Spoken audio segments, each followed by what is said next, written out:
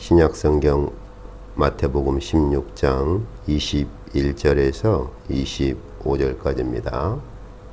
21절부터입니다.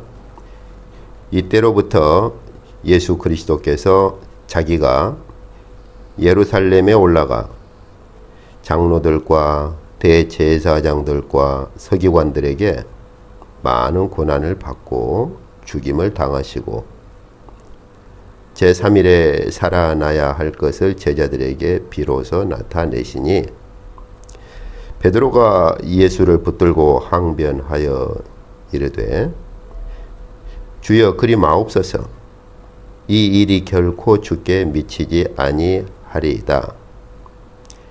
예수께서 돌이키시며 베드로에게 이르시되 사단아 내 뒤로 물러가라.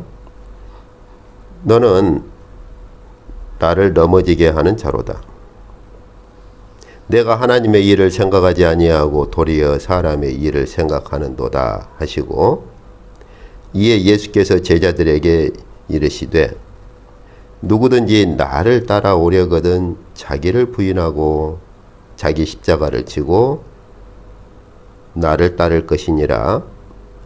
누구든지 제 목숨을 구원하고자 하면 잃을 것이요 누구든지 나를 위하여 제 목숨을 잃으면 찾으리라. 아멘.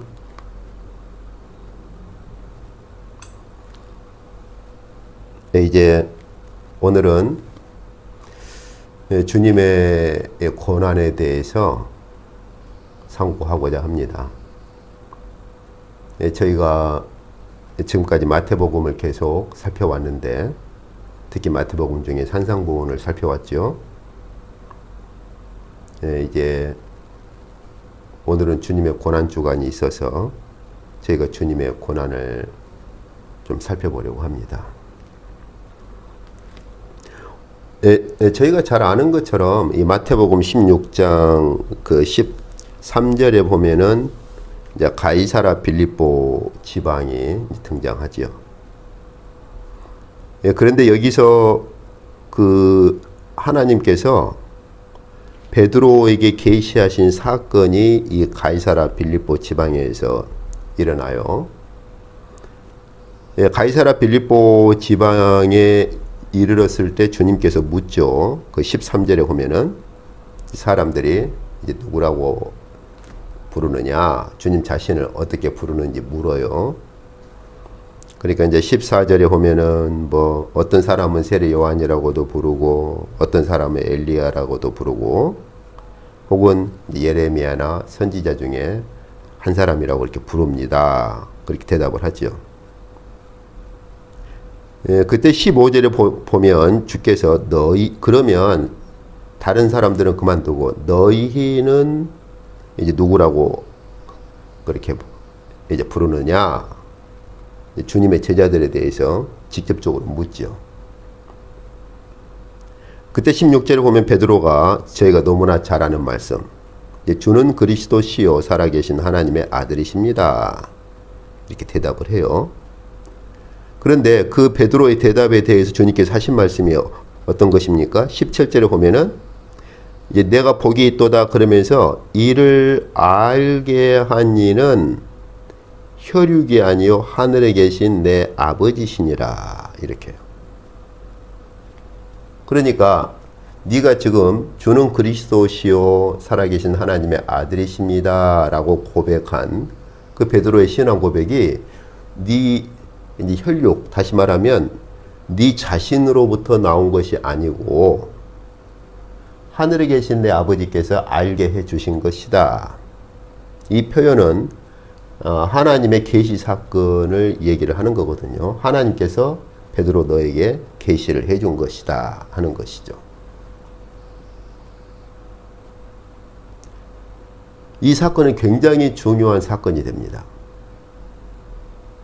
하나님께서 베드로에게 예수 그리스도가 바로 예수께서 그리스도이실 뿐만 아니라 하나님의 아들이십니다 라는 그 하늘의 빛을 하나님께서 베드로에게 비추어 주셨고 베드로는 그 하나님의 계시로 인해서 주님에 대한 신앙 고백을 그렇게 했던 것이죠. 그런데 왜 이게 이렇게 중요한 사건인가? 오늘 읽었던 본문 21절에 보면은 이때로부터 이렇게 시작하죠. 그 하나님의 계시 사건이 있었던 그때부터 예수 그리스도께서 장로들과 대제사장들과 서기관들에게 많은 고난을 받고 죽임을 당하시고 제3일에 살아나야 할 것을 제자들에게 비로소 나타내셨다. 예수께서 예루살렘에 올라가셔서 장로들, 대제사장들 그리고 서기관들에게 고난을 받으시고 그리고 죽임을 당하시고 부활하실 것을 언제부터 말씀하셨느냐? 그 가이사라 빌립보에서 하나님의 계시 사건 이후부터서야 비로소 말씀을 하신 거예요. 저희가 공관복음서를 보면은 이 가이사라 빌립보 지방에서 일어난 이 하나님의 계시 사건 이전에는 주께서 주님의 고난과 죽으심과 부활할 것에 대해서 말씀하신 부분이 단 한 번도 없어요. 그런 점에서 우리는 이 가이사라 빌립보 지방에서 일어난 하나님의 계시 사건이 주님의 고난의 시작점이라고 하는 걸 볼 수가 있습니다. 물론 그 전에도 주께서 이런저런 고난의 길을 걸으셨고 그리고 주께서 그렇게 핍박을 당하기도 하셨고 했어요. 그럼에도 불구하고 주님께서는 공개적으로 예루살렘에서의 고난과 죽임당하심 그리고 부활하실 것에 대해서는 전혀 말씀을 안 하셨어요. 그런데 가이사라 빌립보 지방에서 하나님께서 베드로에게 주신 그 계시 사건이 있은 후로부터 비로소 예루살렘에서의 고난과 죽으심과 부활을 말씀을 하신다는 것이죠. 그렇다면 왜 주님께서는 그 전에 그런 자신의 고난, 죽으심, 부활에 대해서 전혀 말씀이 없으시다가 왜 가이사라 빌립보 지방에서 하나님의 계시 사건 이후로부터서야 비로소 고난과 죽으심과 부활을 말씀을 하셨겠느냐 하는 것이죠. 가이사라 빌립보 지방에서 하나님께서 베드로에게 비추어 주신 주님에 대한 그 계시의 빛을 비추어 주신 그 계시가 무슨 의미가 있기에 주께서 그때부터서야 비로소 제자들에게 고난과 죽으심과 부활을 말씀을 하셨을까 하는 것이죠. 저희는 마태복음 16장 27절부터 보면은 그 이유를 좀 알 수가 있습니다. 주님께서 그 이제 예루살렘에서의 고난과 죽으심과 부활을 말씀하시고 나서 27절에 보시면 27절 28절에 보시면 인자가 아버지의 영광으로 그 천사들과 함께 오리니 그때에 각 사람이 행한 대로 갚으리라. 진실로 너희에게 이르노니 여기 서 있는 사람들 중에 죽기 전에 인자가 그 왕권을 가지고 오는 것을 볼 자들도 있느니라. 이렇게 말씀하신단 말이죠. 자, 하나님께서 베드로에게 비추어 주신 계시의 빛이 어떤 것입니까? 주님, 예수님은 그리스도이시며 살아계신 하나님의 아들이십니다. 그리스도이시며 하나님의 아들이라고 하는 그 계시의 빛을 비추어 주셨지요. 근데 방금 보았던 마태복음 16장 27절 28절에서는 바로 그 예수께서 어떠한 그리스도이시며 어떠한 하나님의 아들이신가를 말씀하시는 거예요. 어떤 분이십니까? 이제는 하나님의 아들을 주님께서는 인자로 바꾸어서 말씀하시죠. 하나님께서 베드로를 통해 예수 그리스도께서 하나님의 아들이시라고 하는 그 계시의 빛을 비추어 주셨고, 예수께서는 기꺼이 그것을 이제 받아들이셨어요. 그러한 주님께서 자신을 이제 인자라는 이름으로 바꿔서 말씀하시죠. 어떠한 하나님의 아들이냐, 어떠한 그리스도냐 이거죠. 바로 인자 되신 예수께서 아버지의 영광으로 다시 재림을 하실 것이다. 천사들과 함께 오실 것이다. 그때에 바로 인자 되신 예수님의 심판이 있을 것이다 하는 것이고요.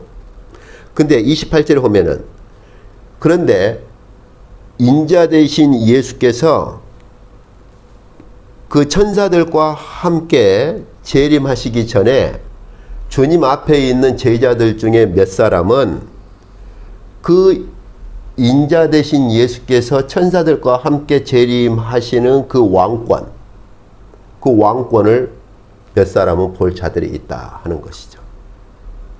그것이 바로 우리가 잘 아는 마태복음 17장의 변화산 사건입니다. 베드로, 야고보, 요한 세 제자를 데리고 높은 산으로 올라가셔서 인자 되신 주님, 하나님의 아들이신 주님께서 가지고 계시는 그 왕권이 무엇이냐 하는 것을 변화되는 모습으로 보여주신 거예요.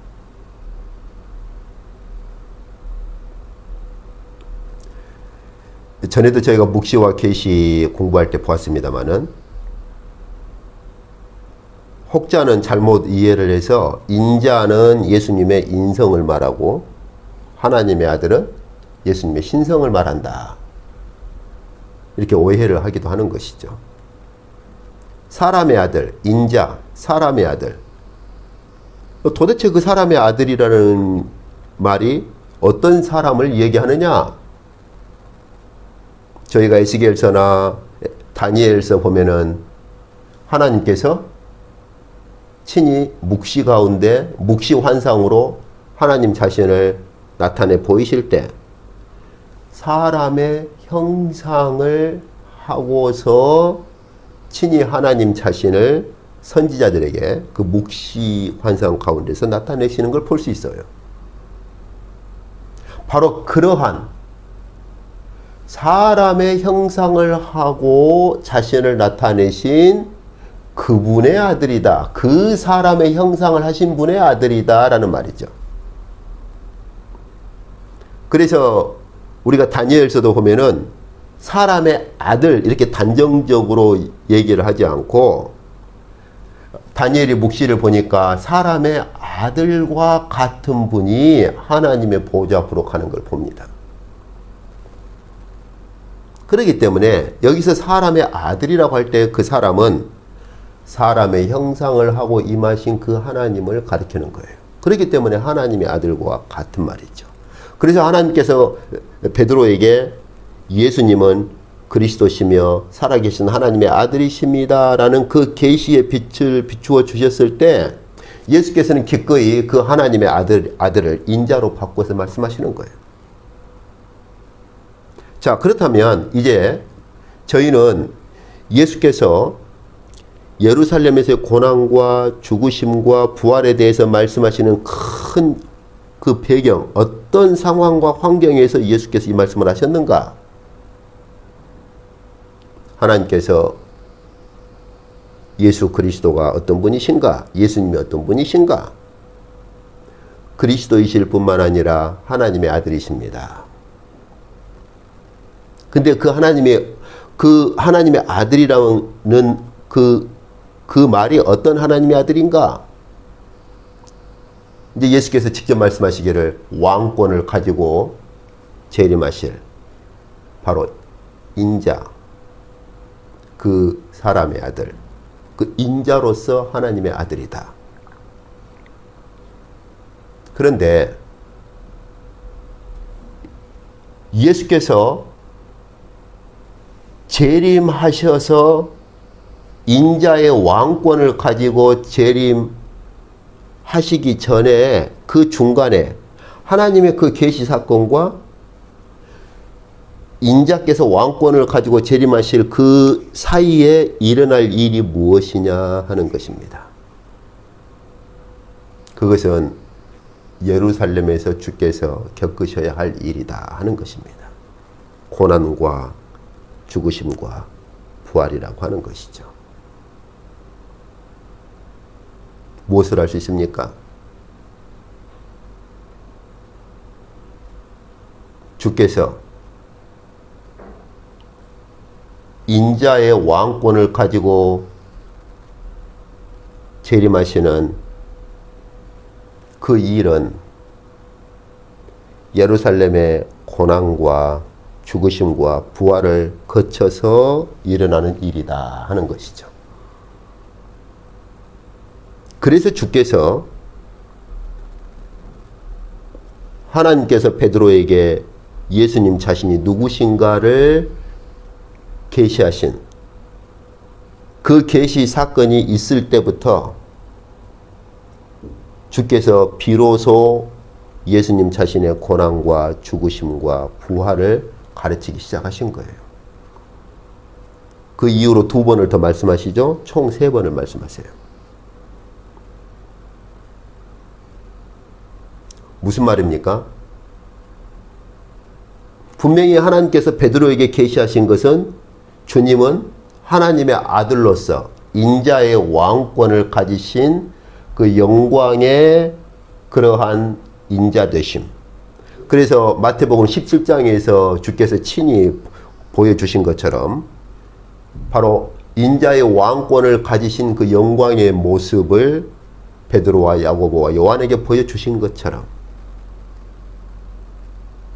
주님은 하나님의 아들이신데 인자의 왕권을 가지고 재림하실 하나님의 아들이시라고 하는 것이죠.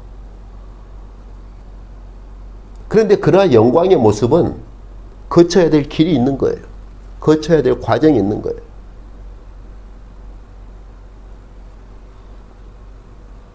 무엇입니까? 예루살렘에서 고난과 죽으심과 부활이라고 하는 것입니다.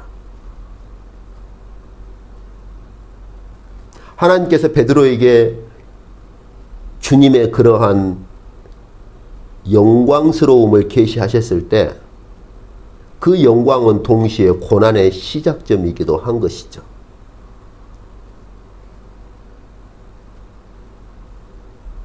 우리가 놓쳐서는 안 될 2가지가 있습니다. 우리가 주님의 고난에 대해서 묵상할 때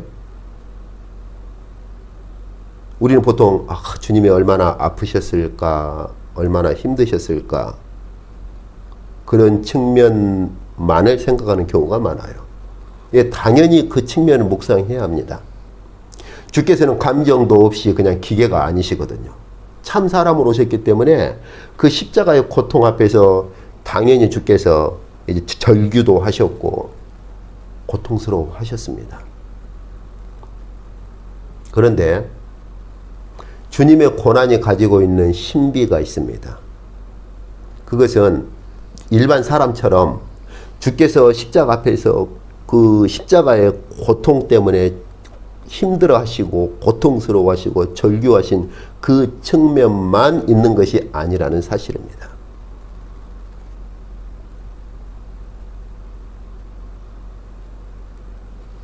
주께서 겟세마네 동산에서 십자가를 앞두고 밤새도록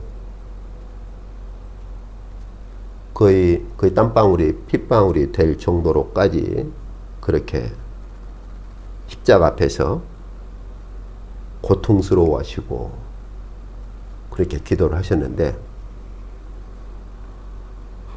그러한 주님의 그 고통은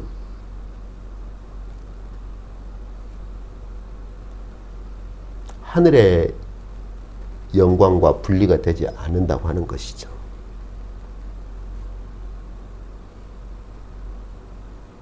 우리가 주님의 고난의 길을 걷는다. 주님의 십자가의 길을 걷는다. 하는 것이 어떤 의미를 가집니까?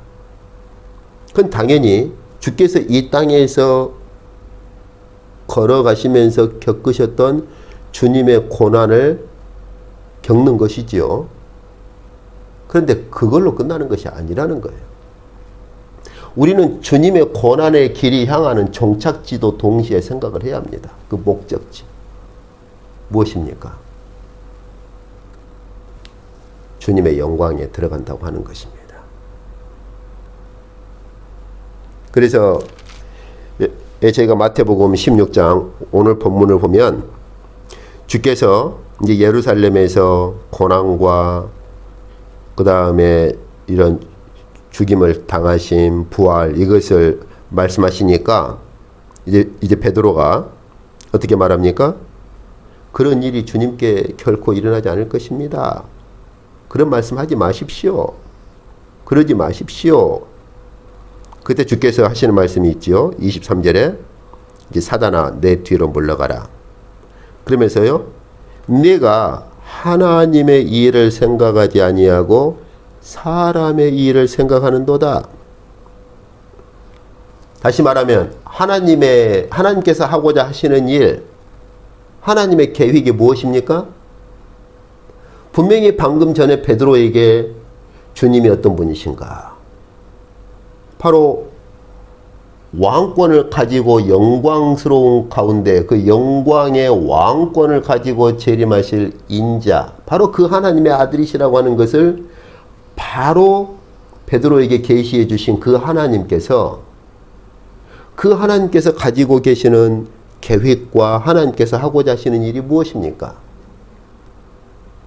그 영광의 왕권을 가지신 하나님의 아들이자 인자 되신 예수님을 십자가의 고난과 죽음과 부활의 그 길을 통과하도록 하시는 거예요. 이것이 하나님께서 하고자 하시는 일이고 하나님께서 가지고 계신 계획이라고 하는 거예요. 이것이 바로. 그런데 지금 너는 하나님의 일을 생각하지 않고 사람의 일을 생각하는구나. 그러면서 주님께서 제자들에게 요구하시는 것이 있습니다. 무엇입니까? 24절 25절에 보시면은 누구든지 나를 따라오려거든 자기를 부인하고 자기 십자가를 지고 나를 따를 것이니라. 자기 부인과 자기 십자가를 질 것. 어떤 말입니까? 방금 주님께서 베드로에게 하신 말씀이 무엇입니까? 너는 지금 하나님의 일을 생각하지 않고 사람의 일을 생각하는구나. 그렇지만 나를 따라오려고 하는 자들은 자기를 부인해라. 방금 전에 말씀하신 것이 무엇입니까? 너는 지금 하나님의 일을 생각하지 않고 사람의 일을 생각한다. 그런데 나를 따라오려면 자기를 부인해라. 그 말은 사람의 일을 생각하는 것을 버리고 하나님의 일을 생각하라는 것이죠. 진정으로 우리가 우리 자신을 부인하는 것은 무엇을 의미를 합니까? 하나님의 일과 하나님의 계획을 쫓는 것이죠. 우리 자신을 버리고 우리 자신의 생각, 사람의 생각을 버리고 하나님께서 하고자 하시는 일, 하나님의 계획을 뒤쫓는 것이죠. 그리고 거기에는 무엇이 동반됩니까? 방금 주께서 말씀하신 예루살렘에서 겪어야 될 십자가의 일, 고난과 죽임당하심, 이 주님의 십자가를 짊어지라고 하는 것이죠. 그러니 자기를 부인하는 것과 십자가를 짊어진다고 하는 것은 서로 함께 우리 안에 있어야 할 마치 동전의 양면과도 같은 것입니다. 우리가 우리 자신을 부인하고 하나님의 일이 과연 무엇인가? 하나님의 계획이 무엇인가를 생각한다고 하는 것은 주님의 십자가를 짊어지는 것과 분리되지 않습니다. 오늘 저희가 이 말씀에서 본 것처럼 하나님께서 인자의 왕권의 영광을 가지신 바로 그 주님, 하나님의 아들이시며 인자가 되신 그 주님을 왕권을 가지고 재림하시도록 하는 그 길에 있어서 통과시키는 길이 바로 예루살렘에서의 십자가의 길이기 때문에 그렇습니다. 우리가 주님의 고난을 묵상한다는 것이 무엇입니까? 우리가 주님의 고난의 길을 뒤따른다는 것이 무엇입니까? 오늘 주께서 요구하시는 것은 바로 이것입니다. 자기를 부인해라.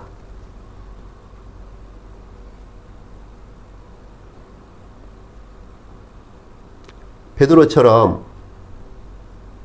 하나님의 일은 생각하지 않고 사람의 일을 생각한다고 하는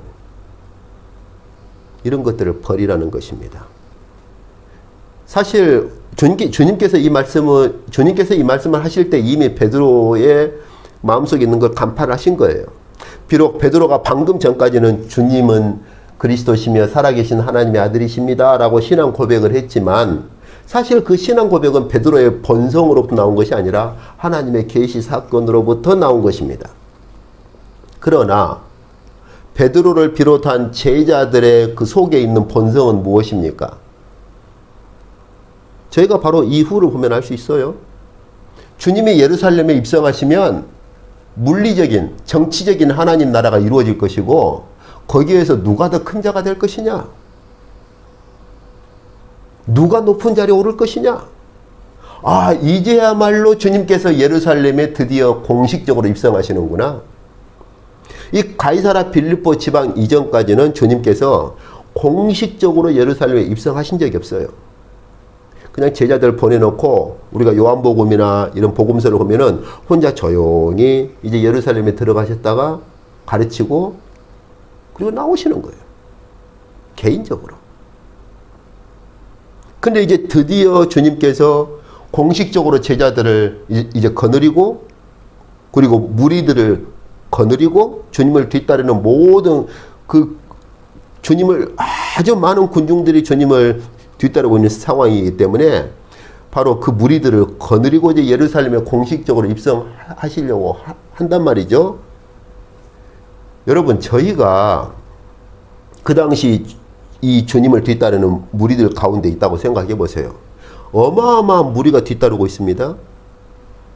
주님 이전에도 저희가 사도행전에 보면은 모세 운동을 일으킨 두 사람의 흔적을 볼 수 있습니다.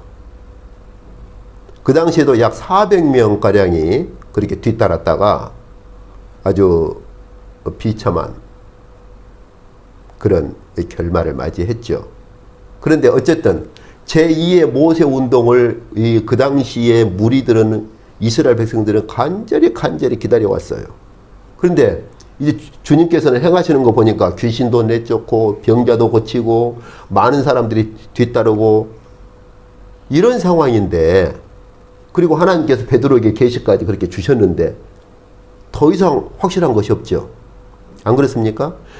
저희가 베드로라고 생각해 봅시다. 정말 우리 선생이야말로 병자도 고치고 귀신도 내쫓고 그리고 보니까 허다한 무리가 뒤쫓는데 하늘에서 하나님 아버지의 그 계시까지 왔어요. 아, 이제 이분이야말로 확실하구나.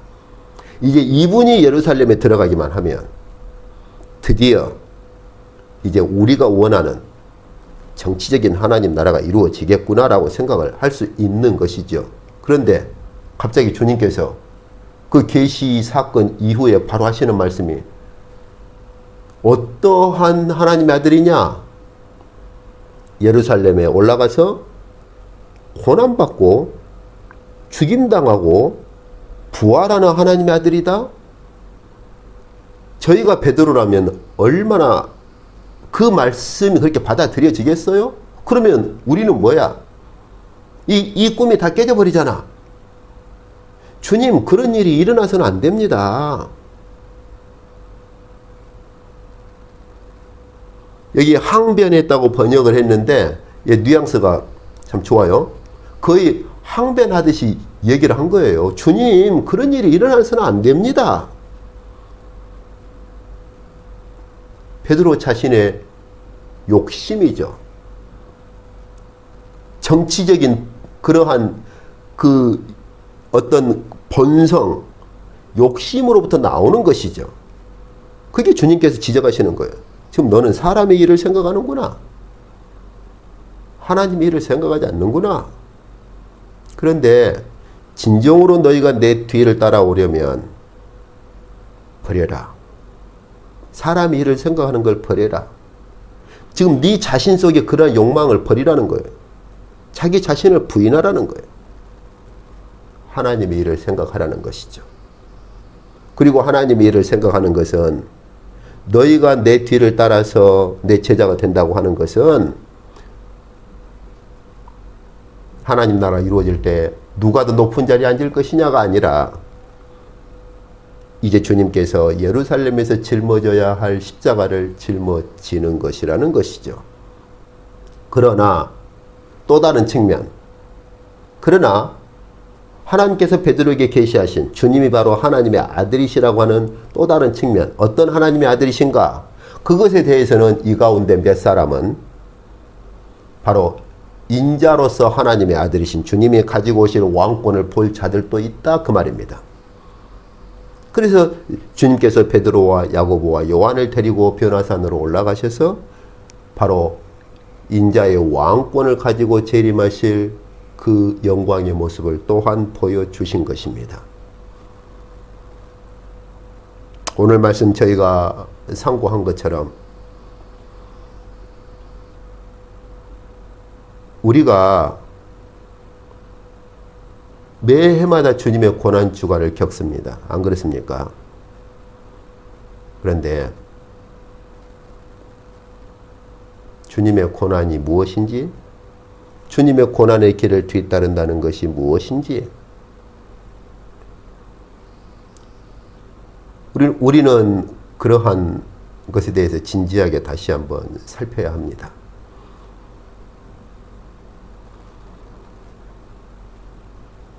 우리 자신을 부인한다는 것, 우리 자신을 버린다는 것,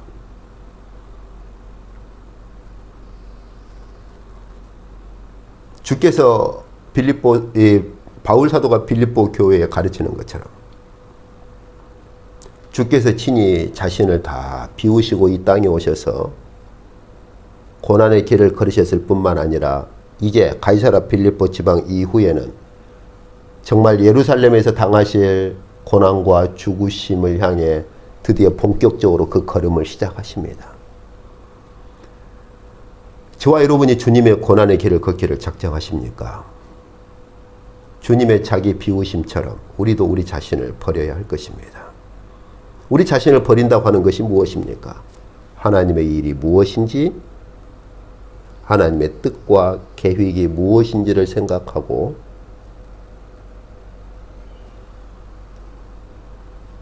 하나님께서 원하시는 길을 걷는 것입니다. 그것은 십자가와 분리되지 않는 길입니다. 그것은 십자가를 지고 주께서 지나가셨던 그 고난과 죽음의 길을 우리도 또한 지나가는 것입니다. 그러면 그 고난의 길의 종착지가 어디입니까? 주께서 부활하시고 승천하셔서 하나님 보좌 우편에 계신 그 영광의 자리가 우리 고난의 길의 종착지라는 사실입니다. 우리가 그 영광의 자리에 들어가면 왕권을 가지고 재림하실 그 예수님과 함께 우리도 재림할 것입니다. 주님의 영광의 재림에 동참한다는 사실입니다. 이것이 주님의 고난의 신비입니다. 주님의 고난은 신비입니다. 고난과 영광이 함께 어우러져 있는 신비의 길입니다. 저희가 정말 하나님께서 베드로에게 계시하신 이 계시를 우리도 우리 심장에 품고 예수님이 바로 그리스도 메시아이시며 하나님의 아들, 인자의 왕권을 가지고 계신 그 하나님의 아들이시라고 하는 하나님의 계시를 우리 심장에 품는다면 당연히 우리 자신을 부인하게 되지 않겠습니까? 우리 자신을 버리지 않겠습니까? 오직 하나님의 일이 무엇인가? 하나님의 뜻과 하나님의 계획이 무엇인가만을 바라보지 않겠습니까?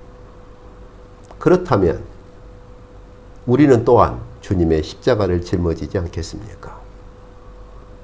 그러면 우리는 주님께서 계신 영광의 자리로 우리는 결국은 그 자리에 우리는 다다르게 될 것이고, 인자의 왕권을 가신 주님께서 재림하실 때 그 영광의 주님의 재림에 함께 참여할 것입니다. 주께서 저와 여러분에게 거룩한 은혜를 베푸시기를 원합니다. 기도합시다.